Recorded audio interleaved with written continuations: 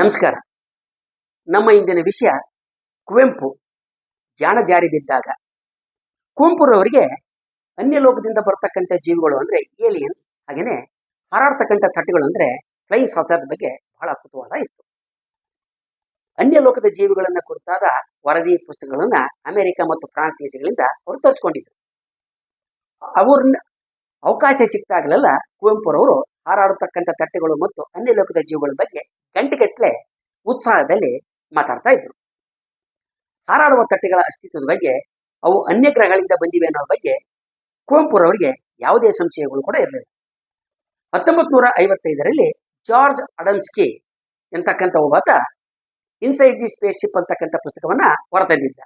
ಇದೇ ಲೇಖಕ 1953ರಲ್ಲಿ flying saucers have landed ಅಂತಕ್ಕಂಥ ಪುಸ್ತಕವನ್ನು ಕೂಡ ಪ್ರಕಟ ಮಾಡಿದ್ದ. ಈ ಪುಸ್ತಕದಲ್ಲಿ ಜಾರ್ಜ್ ಅಡಮ್ಸ್ಕಿ ತಾನು ಶುಕ್ರ, ಗುರು, ಮಂಗಳ ಗ್ರಹಗಳಿಂದ ಬಂದಿದ್ದಂತಹ ಮುಂದುವರೆದ ಜೀವಿಗಳನ್ನ ಭೇಟಿಯಾಗಿ ಗೆಳೆತನ ಸಂಪಾದನೆ ಮಾಡಿರುವುದಾಗಿ ಬರೆದಿದ್ದ.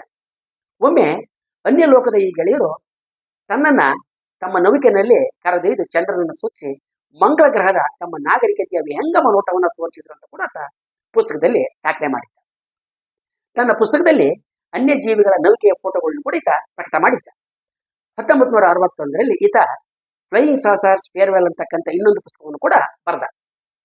ಮಾರ್ಚ್ 1965ರಲ್ಲಿ ಪತ್ರಿಕಾಗೋಷ್ಠಿ ಕರೆದಿದ್ದಂತಹ ಈತ ಇನ್ನು ಸ್ವಲ್ಪ ದಿವಸಗಳಲ್ಲಿನೇ ಹಾರಾಡತಕ್ಕಂಥ ತಟ್ಟೆಗಳು ವಾಷಿಂಗ್ಟನ್ ಪಟ್ಟಣದಲ್ಲಿ ಇಲ್ಲಿವೆ ಅಂತ ತಿಳಿಸಿದ್ದ.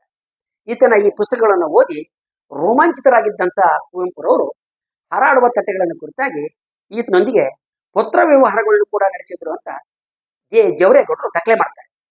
ಫ್ರಾನ್ಸ್ನಲ್ಲಿದ್ದಂತಹ ಸ್ವಾಮಿ ಸಿದ್ದೇಶ್ವರಾನಂದರು 1954ರಲ್ಲಿ ಸೆಡ್ರಿಕ್ ಅಲಿಂಗ್ಹ್ಯಾಮ್ ಬರೆದಿದ್ದಂಥ ಫ್ಲೈಯಿಂಗ್ ಸಾಸರ್ಸ್ ಫ್ರಮ್ ಮಾರ್ಸ್ ಪುಸ್ತಕವನ್ನ ಪುಟ್ಟಪ್ಪನವರಿಗೆ ಕಳಿಸಿಕೊಟ್ಟಿದ್ರು.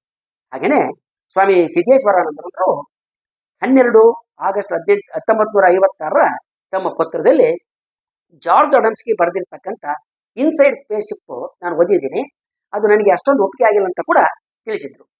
ಈಗ ನಾವು ಕುವೆಂಪು ಅವರನ್ನು ಸ್ವಲ್ಪ ಉದಯರವಿನಲ್ಲೇ ಬಿಟ್ಟು ಸೆಡ್ರಿಕ್ ಅಲಿಂಗ್ಹ್ಯಾಮ್ ಮತ್ತೆ ಆತನ ಫ್ಲೈಯಿಂಗ್ ಸಾಸರ್ಸ್ ಫ್ರಮ್ ಮಾರ್ಸ್ ಕಡೆಗೆ ಹೋಗೋಣ. ಸೆಡ್ರಿಕ್ ಅಲಿಂಗ್ಹ್ಯಾಮ್ ಮಂಗಳ ಗ್ರಹದಿಂದ ಬಂದಿದ್ದ ಜೀವಿಯನ್ನ ಭೇಟಿಯಾಗಿದ್ದಂಥ ವಿವರಗಳನ್ನ ತನ್ನ ಪುಸ್ತಕದಲ್ಲಿ ಬರೆದಿದ್ದ.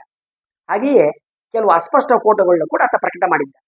ತಾನು ಮಂಗಳ ಗ್ರಹದ ಜೀವಿಯನ್ನ ಭೇಟಿಯಾಗ್ತಾ ಇರೋದನ್ನ ಜೇಮ್ಸ್ ಡಂಕನ್ ಅಂತಕ್ಕಂಥ ಸ್ಥಳೀಯ ಮೀನುಗಾರ ಕೂಡ ನೋಡಿದ್ದ ಅಂತ ಆತ ದಾಖಲೆ ಮಾಡಿದ್ದ. ಪುಸ್ತಕ ಪ್ರಕಟವಾಗಿ ಜನ ಮಂಗಳದ ಜೀವಿಗಳನ್ನ ಕುರಿತಾದಂಥ ಕುತೂಹಲದ ತುದಿನಲ್ಲಿರ್ಬೇಕಾದ್ರೇನೆ ಪತ್ರಿಕೆಯ ವರದಿಗಾರರು, ಆಸಕ್ತರು, ಕುತೂಹಲಗಳು ಆತನನ್ನ ಭೇಟಿಯಾಗೋದಕ್ಕೆ, ಸಂದರ್ಶನ ನಡೆಸೋದಕ್ಕೆ ಸಾಧ್ಯವಾಗದಂತೆ ಸೆಡ್ರಿಕ್ ಅಲಿಂಗ್ಹ್ಯಾಮ್ ಹಾಗೇನೆ ಜೇಮ್ಸ್ ಡಂಕನ್ ನುಂಚ್ಕೊಳ್ತಾ ಇದ್ರು. ಈ ಹೆಸರಿನ ವ್ಯಕ್ತಿ ನಿಜವಾಗ್ಲೂ ಇರುವನೇ ಅಂತಕ್ಕಂಥ ಸಂಶಯ ಪುಸ್ತಕ ಪ್ರಕಟ ಆದಾಗಲೇ ಮೂಡಿತ್ತು. ಪುಸ್ತಕದ ಪ್ರಕಾಶಕರು ತಾವು ಎಂದಿಗೂ ಅಲಿಂಗ್ಹ್ಯಾಮ್ ಅಂತಕ್ಕಂಥ ವ್ಯಕ್ತಿಯನ್ನು ನೋಡಿಲ್ಲ, ಆದ್ರೆ ಪ್ಯಾಟ್ರಿಕ್ ಮೂರ್ ಅಂತಕ್ಕಂಥ ವ್ಯಕ್ತಿ ತಮಗೆ ಗೊತ್ತು ಅಂತ ತಿಳಿಸಿದರು.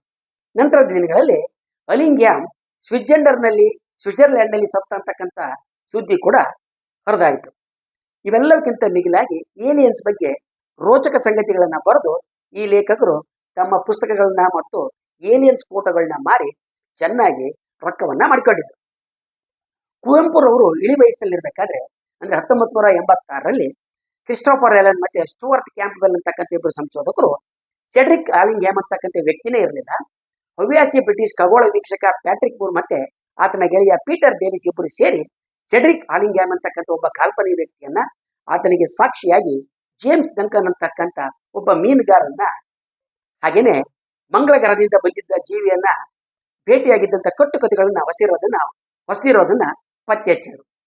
ಪೀಟರ್ ಡೇವಿಸ್ ಕೃತಕ ಮೀಸೆ ಇಟ್ಕೊಂಡು ಅಲಿಂಗ್ಹ್ಯಾಮ್ನಂತೆ ನಟಿಸಿದ್ದನು ಅನ್ನೋದು ಕೂಡ ಸಾಕ್ಷಿ ಸಮೇತವಾಗಿ ಅವರು ಬಯಲಿಗೆಳೆದರು. ಈಗಿನಂತೆ ಅಂತರ್ಜಾಲ ಇದ್ದಿದ್ರೆ ಪುಟ್ಟಪ್ಪನವರು ಕಟ್ಟಿಕೊಂಡಿದ್ದಂಥ ಅನ್ಯ ಲೋಕದ ಜೀವಿಗಳ ರಮ್ಯ ಕಾವ್ಯ ಕಲ್ಪನೆಯ ಸೌಧ ನೆಲ ಕಚ್ಚಿ ಯುಗದ ಜಗದ ಕವಿಗೆ ರಸಭಂಗ ಉಂಟಾಗ್ತಿತ್ತು ಅಂತ ನಾವು ಹೇಳ್ಬೋದು. ಪುಟ್ಟಪ್ಪನವರು ಸಮಕಾಲದಲ್ಲಿ ಜರುಗ್ತಾ ಇದ್ದಂಥ ಅದ್ಭುತ ವೈಜ್ಞಾನಿಕ ಸಂಶೋಧನೆ, ಉಪಜ್ಞೆ, ಅನಾವರಣ ಎಲ್ಲವನ್ನ ಬದಿಗಿಟ್ಟು ಅನ್ಯ ಲೋಕದ ಜೀವಿಗಳು ಮತ್ತು ಹಾರಾಡುವ ತಟ್ಟೆಗಳ ಬಗ್ಗೆ ಏಕೆ ಅಷ್ಟೊಂದು ಆಸಕ್ತಿ, ಕುತೂಹಲ ಹೊಂದಿದ್ರು ಅನ್ನೋ ಪ್ರಶ್ನೆ ನಮ್ಮೆದುರು ಮೂಡುತ್ತೆ. ಪುಟ್ಟಪ್ಪನವರ ಜೀವನ ಚಿಂತನೆಗಳನ್ನು ಗಮನಿಸಿ ಶ್ರೀರಾಮಕೃಷ್ಣ ವಚನ ವೇದ ಪುಸ್ತಕಕ್ಕೆ ಅವರು ಬರೆದಿರ್ತಕ್ಕಂಥ ಮುನ್ನುಡಿಯನ್ನ ಗಮನಿಸಿ ಇದಕ್ಕೆ ನಾವು ಉತ್ತರವನ್ನ ಕೊಡಬಹುದು. ಪುಟ್ಟಪ್ಪನವರು ವೇದಾಂತ, ವಿಜ್ಞಾನ ಎಲ್ಲವನ್ನ ಕಲಬೆರಕೆ ಮಾಡಿಕೊಂಡು ಗೋಜನನ ಸ್ಥಿತಿಯನ್ನು ತಲುಪಿದ್ರು. ಮಂಗಳ ಗ್ರಹದಿಂದ ಜೀವಿಗಳು ಭೂಮಿಗೆ ಬರೋದು ಲೌಕಿಕ, ವೈಜ್ಞಾನಿಕ, ತಾಂತ್ರಿಕ ಸಾಧನೆ ಆಗುತ್ತೆ.